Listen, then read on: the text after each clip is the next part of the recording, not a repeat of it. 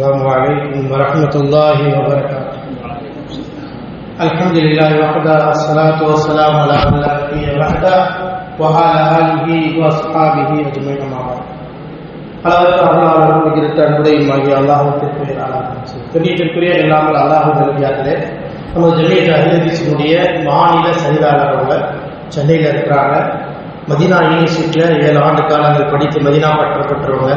அங்கே ஹாஃபிஸ் அவங்க கிராத் அருமையான கிராத் ஓடுவாங்க. அல்ஹம்துலில்லாஹ் ஜமீயத்திலேருந்து பல தாவாவுடைய வேலை செஞ்சுட்டு இருக்கிறாங்க. இன்றைக்கு அல்ஹம்துலில்லாஹ் நம்முடைய பணிகளுக்காக இந்த பள்ளியை கட்டுமான படுத்திக்காக எல்லா வகையான முறைப்படியான உதவிகளையும் நமக்கு செஞ்சுட்டு இருக்கிறாங்க. அல்ஹம்துலில்லாஹ் அவர்கள் ஆற்றிய ஒரு சிறிய உரைதான் அல்ஹம்துலில்லாஹ் பள்ளிவாசலுடைய நோக்கம், மஸ்ஜிதுடைய நோக்கம். அல்லாஹ் சுப்ஹானஹு வ தஆலா திருமறை குர்ஆன் அந்த நோக்கத்தை சொல்கிறார், வஅன்னல் மஸாஜித லில்லாஹ் ஃபலா தத்உ மஅல்லாஹி அஹதா. ரப்புல் ஆலமீன் குறிப்பிடுகிறார், அது உங்களுடைய பள்ளியினுடைய வாசலில் எழுதப்பட்டிருக்கிறது. நிச்சயமாக பள்ளி வாசல்கள் அனைத்தும் மஸ்ஜிதுகள் அனைத்தும் அல்லாஹ்விற்குரியது.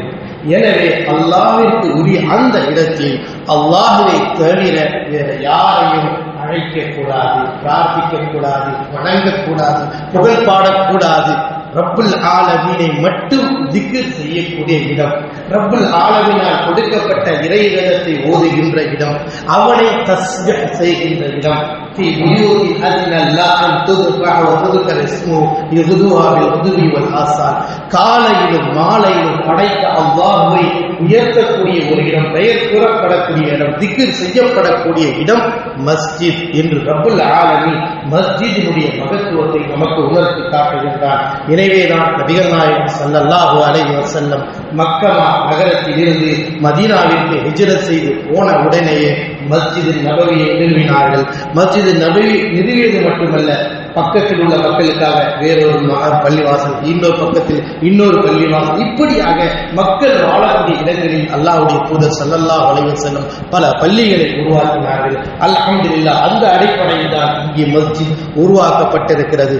இந்த பகுதியில் வாழக்கூடிய மக்கள் நம்முடைய வீட்டை எப்படி அலங்காரம் செய்கிறோமோ அதை விட மஸ்ஜிதை அலங்காரம் செய்வது இபாதத்தின் மூலமாக அல்லாஹ் அதிலே பரக்கத் செய்வான்.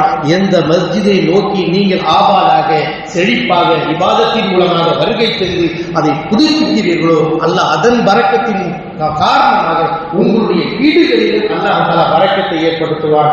நீங்கள் பள்ளியை ஆபாத ஆக்கவில்லை என்றால் உங்களுடைய வீட்டிலும் சோதனைகள், கஷ்டங்கள் வந்துவிடும். எனவே அல்லாஹ்வுடைய ஆலயத்தை நாம் பாதுகாப்பாக இபாதத் சாலிகளாக இபாதத் செய்யக்கூடிய இடமாக நாம் ஆக்கிக் கொள்ள வேண்டும் என்று கூறினார்கள். எனவேதான் நபிகள் நாயகம் ஸல்லல்லாஹு அலைஹி வஸல்லம் சொன்னார்கள், மன் பனா லில்லாஹி மஸ்ஜிதன் பனல்லாஹு பைத்தன் ஃபில் ஜன்னah.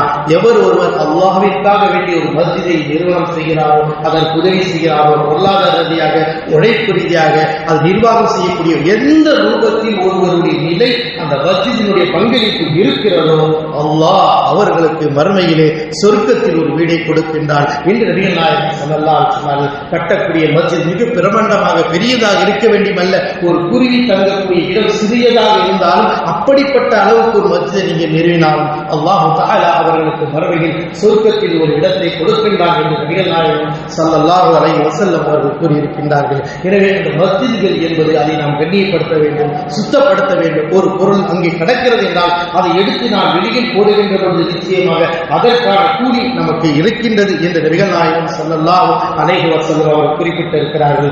மஸ்ஜித் என்பது உலகத்தில் வாழ்க்கையில் எத்தனையோ மஸ்ஜிதுகள் இருக்கின்றன. ஆனால் பள்ளிவாசல் மஸ்ஜித் என்பது படைத்த அல்லாஹ்வை மட்டும் பிரார்த்திக்கக்கூடியதாக இருக்கும். அது மட்டுமல்ல, அந்த மஸ்ஜிதுகளில் சமூகத்திற்கு தேவையான சேவைகள், அவர்கள் உடல்நிலை சரியில்லாத போது மஸ்ஜிதில் இருக்கிற மருத்துவத்தை அவர்களுக்கு செய்திருக்கிறார்கள். இப்படி உலக வாழ்க்கைக்கு தேவையான நல்ல விஷயங்களை, ஏழைகளை மக்களுக்கு உதவி செய்வது, அண்டை வீட்டார்களுக்கு பலகீனப்பட்டவர்களுக்கு உதவி செய்வது, அரவணைப்பது, விசாரிப்பது, இது போன்ற எல்லா பணிகளும் மஸ்ஜிதோடு இணைந்து நாம் செய்கின்ற பொழுது அல்லாஹ் தஆலா அதற்கான நன்மையை கொடுக்கக்கூடியவனாக இருக்கிறார். இந்த மஸ்ஜிதைக்காக வேண்டி இடம் கொடுத்தவருக்கு அல்லாஹ் தஆலா மிகப்பெரிய பரக்கத்தையும் நாளை மறுமையில் சொர்க்கத்தையும் கொடுப்பானாக என்று பிரார்த்தனை செய்தார்கள். இது கட்டுமான பணிக்காக யாரெல்லாம் பொருளாதார ரீதியாக உழைப்பாளர் உடலாளர் செய்தார்களோ, இன்னும் அதை முழுமைப்படுத்துவதற்கு சொர்க்கத்துக்கு இன்னும் தேவையோ அதையும் முழுமையாக கொடுக்கக்கூடியவர்களுக்கும் அல்லாஹ் தஆலா மறுமையில் சொர்க்கத்தில் இடம் கொடுப்பான் என்று பிரார்த்தனை செய்தார்கள். அது மட்டுமல்ல, நாம் இங்கே ஹிப்ஸ் மதர்சாவை நிறுவனம் செய்ய இருக்கின்றோம். உங்கள் அக்கம் பக்கத்தில் உள்ள பிள்ளைகளை கொண்டு வந்து பள்ளிகளை சேர்க்க வேண்டும், மதர்சாவுக்கு அனுப்ப வேண்டும், மக்தப்களை அனுப்ப வேண்டும். இமாம்களை இங்கே இருக்கக்கூடிய இமாம் வருகிறார் என்றால் அவரை கண்ணியப்படுத்த வேண்டும், அவருடைய தேவையை கொடுக்க வேண்டும், அவர் தேவைக்கு பூர்த்தி செய்ய வேண்டும், அவருடைய நிலைப்பாடுகளை புரிந்து கொள்ள வேண்டும். அவர்களை வைத்து நாம் நிறைய பயன்களை அளித்து அவர்களுக்கு உதவிக்கார நீட்டி நம்ம பிள்ளைகளை தர்பியத்தாக ஆக்கிக் கொள்ள வேண்டும். இதெல்லாம் அல்லாஹ் ரசூலுல்லாஹி வழிகாட்டிய அமல்களாக இருப்பதன் காரணமாக அல்லாஹ் சுப்ஹானஹு வ தஆலா நமக்கு எப்படி இபாதத் செய்யக்கூடிய ஒரு ஆபாதமான இடத்தை கொடுத்தானோ அந்த இடத்தை மஸ்ஜிதுகளை நாம் இபாதத்துகளின் மூலமாக செய்து மக்களிடத்தில் நன்மையை அல்லாஹ்விடத்தில் நன்மை எதிர்பார்த்து மக்களுக்கு நல்ல பணிகளை செய்யக்கூடிய மக்களாக அல்லாஹ் தஆலா நாம் அனைவரையும் ஏற்றுக்கொள்வானாக. நாம் செய்த அமலை அல்லாஹ் தஆலா கபூல் செய்வானாக என்று சொன்ன அல்லாஹ் தஆலா நபிமார்களுக்கு போட்ட போதனையின தையினா பைத்தில் தாயிஃபீன வல் ஆகிஃபீன வ ருக்இ சுஜூத். இந்த காபத்துல்லாஹை தவாஃப் செய்வதற்கு ருக்கு செய்வதற்கு சுத்தப்படுத்துங்கள் என்று அல்லாஹ்வுடைய கட்டளை கொடுத்திருக்கிறான். அந்த பொறுப்பை நாம் ஒவ்வொருவரும் அதை உணர்ந்து பள்ளியை பரிசுத்தமாக தூய்மையாக வைத்து இபாதத் சாலைகளை உருவாக்கக்கூடிய நல்ல மக்களாக அல்லாஹ் தஆலா நம் அனைவரையும் மாற்ற முடிவனாக. ஆமீன். அல்ஹம்துலில்லாஹி ரப்பில் ஆலமீன். ஜஸாக்குமுல்லாஹு வ பாரக்கல்லாஹு ஃபீக்கும். இன்ஷா அல்லாஹ் அன்பிற்குரியவர்களே, வந்திருக்கக்கூடிய எல்லாரும் இன்ஷா அல்லாஹ் சாப்பாடு இருக்கு, எல்லாரும் சாப்பிட்டு போங்க. 2 மணிக்கு இன்ஷா அல்லாஹ் அடுத்த ப்ரோக்ராம் நமக்கு ஆரம்பிக்க இருக்கிறது. பெண்கள் பல ஆலிமாக்கள் உரையாற்ற இருக்கிறார்கள், அறிஞர் அவர்கள் உரையாற்ற இருக்கிறார்கள். அனைவரும் இருந்து அதை பயன்படுத்திக் கொள்ளுமாறு கேட்டுக்கொள்கிறோம். சுப்ஹானக்கல்லாஹும்ம வ பிஹம்திக அஷ்ஹது அல்லா இலாஹா இல்லா அன்த அஸ்தக்ஃபிருக வ அத்தூபு